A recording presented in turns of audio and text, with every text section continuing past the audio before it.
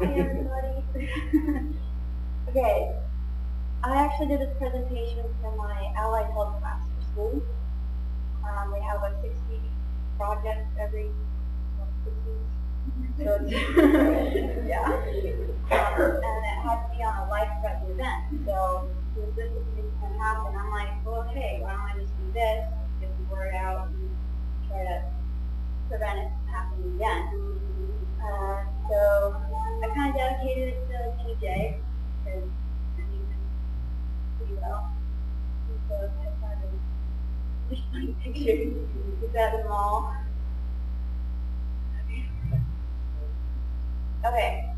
Suicide is just it's taking your own life. Ruining one's own interests. There's dozens of definitions for it, but it's pretty much all the same things. Killing yourself. Okay. The history of the condition, there has been, it kills more than 32,000 people per year. That's a lot of people. That's about 80 suicides per day. And in this state, I think it went about 7 suicides, something around there. And it causes injuries to 1,500 per day. And the fourth leading cause, negative 18 to 65. That's not good. And it's actually men are more likely to commit suicide, but women are more likely to attempt it. And signs and symptoms, really, if you think somebody is suicidal, don't leave them alone. Keep an eye on them. And things to look for is like sudden changes in interest, like unusual interest in like this situation, you have to being interested in like getting food kind of medicine, like you want to put in there, kind of like anything that you could hurt yourself with. Then you would interest in that and trying to test things out and stuff. And these are some of the questions that people might have afterwards. It's like, how could I have changed the outcome, or whose fault was it? Or why didn't they even know that they did not before? Or really just why? Okay.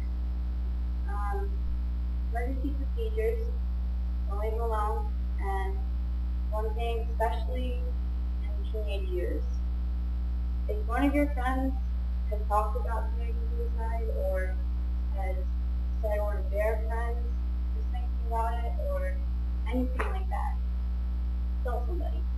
Tell a trusted adult. Don't just tell your friends and keep it to yourself. And don't just dismiss it as just trying to get attention. I'm sure that's a lot. In a lot of situations that might be the thing, but and also, if somebody has attempted suicide, you should always call an ambulance, say CPR, and call family members. Either. Prognosis is about 1/3 of the people will attempt it again in a year, and about 10% of those would succeed in their future attempt.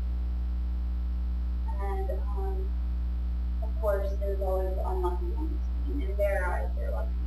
It's normal. So, in all of ours, they've been victims of suicide. It's not an easy way out. Okay.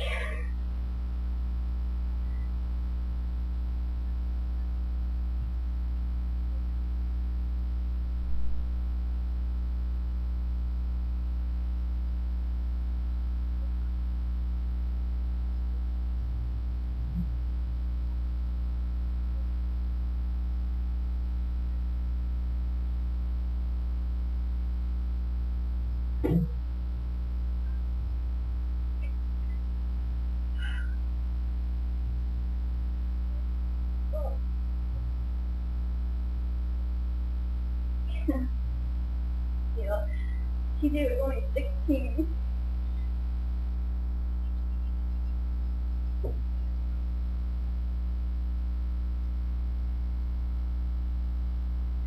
I tried to do it. I'll never know why. I can pick up the pieces and move on. I'll still do it.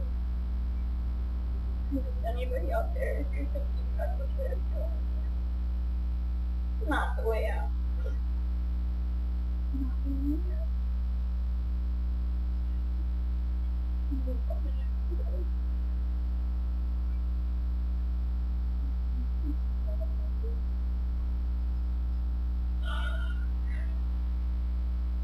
That's it.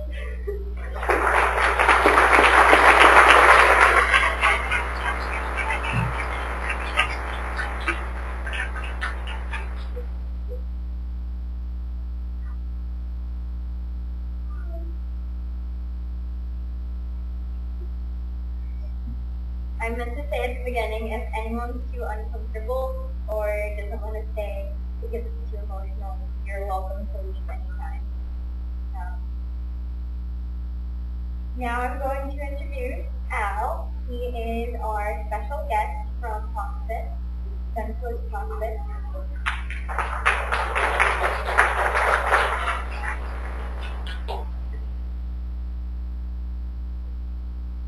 Thank you, Madam President.